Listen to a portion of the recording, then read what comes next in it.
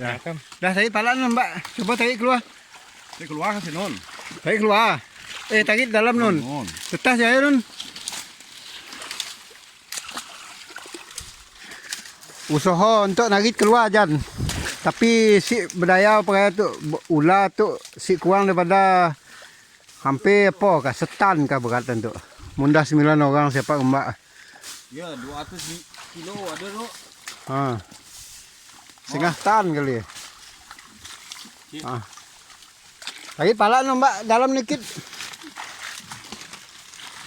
Yalah.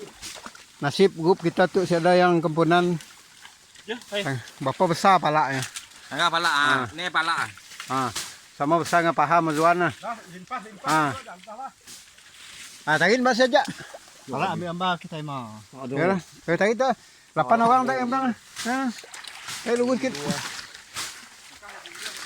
Siapa ni Mbak keluar Jan? Memang tu aja lah jalannya dah coba dek. Hampir lebih sejam tu ngurus Mbak keluar daripada semak tempat ambil melawan dengannya dek.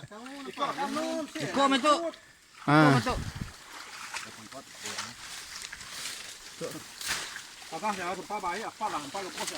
Tempat baik apa ditarik tapi mau 8 orang semua jujur lu simbak barang lah. Tarik Mbak ini jak.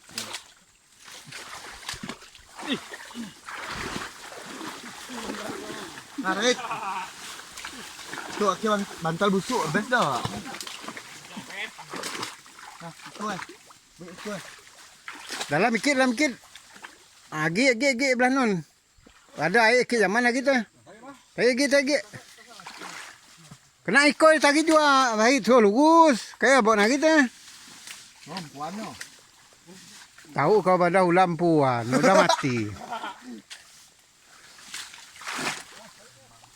Belah tu.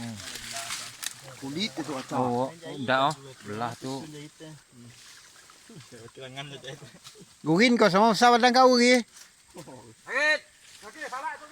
Baik. Tu semua tu jalan. Yo bi. Oh, panjang ada tu. Panjang mau 9 meter tu 3 kali got. Yo. 3 batang got. 3 batang got. 3 batang got panjang. Jangan dikenong lah oh, mimpi lah oh. Dah lah siapa dah memang gibap kita dah lupakanlah. Ciao. Ciao.